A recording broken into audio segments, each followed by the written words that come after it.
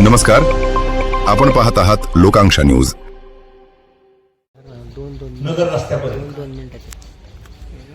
आणि मला आठवतं मागे एक आलो होतो कार्यक्रमाला, मग तो सहस्त्र कार्यक्रम ठेवला होता आजोळींच्या सहकार्याने.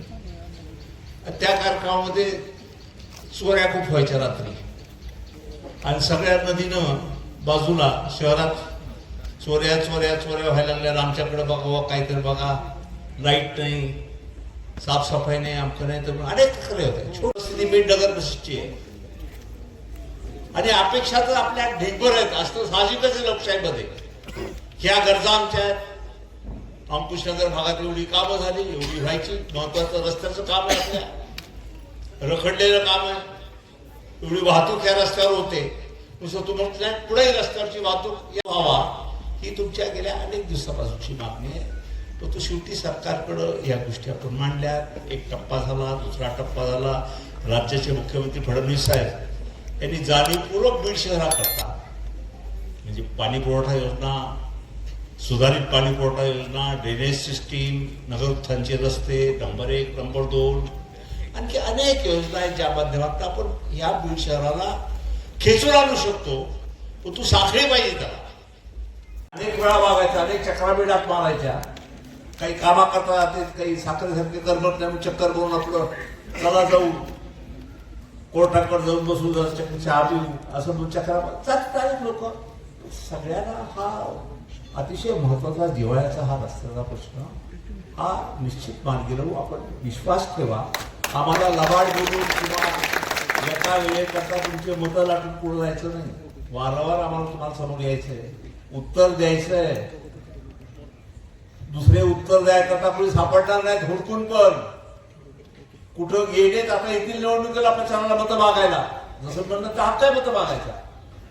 पुन्हा 5 वर्षामध्ये सापडणं आणि आपण दिलेली आश्वासनं पूर्ण होतात का याच्यापासून पाहणं हे जसं त्यांचं काम आहे तसं तुमचं पण कर्तव्य आहे. आपण ज्यावेळेस मतदान कराल त्यावेळेस मतदान झाल्यानंतर गुलाल उधळल्यानंतर आपली उपस्थिती मला दाखवते या भागातली सगळ्यांची की तुमच्या मनात उत्साह आहे आणि हे तुम्हाला आता पूर्णत्वाला आणायचं आहे. आता गुजर मागचं 8-9 किती फरक पडला, 9 मताच्या फरकानं पडला होता. पराभव प्रत्येकाच्या जीवनामध्ये जय पराजय, यश अपयश, चढ उतार प्रत्येकाच्या जीवनामध्ये, राजकीय सामाजिक जीवनामध्ये असतात, व्यवहारात व्यवसायात असतात.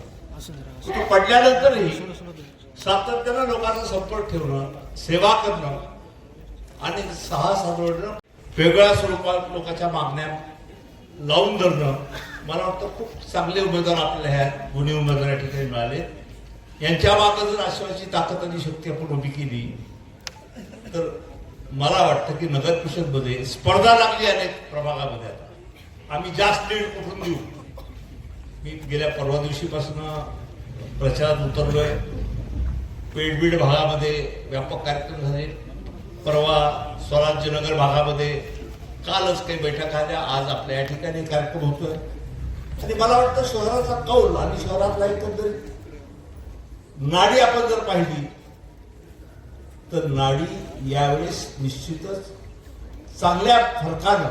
आपल्या आठवत कधी एकेकाळी फक्त एक उमेदवार आपला पडला होता नगर परिषद, एक, बाकी सगळे निवडून आले होते. इथल्या शहरात निकाल दिलेला आहे आणि तेच वारं, तेच चित्र आजही आपल्याला जाणवतं. पेडबीड पासून इथपर्यंत आपल्या डॉक्टर ज्योतिताई कुंभर्डे आपण या ठिकाणी आल्या आणि या तिघांनाही आपण सर्वांनी आशीर्वाद देऊ सेवेकरता नगर परिषदेत पाठवायचं. आता निवडणूक आल्या, प्रत्येकाला मतं मागायचा अधिकार आहे.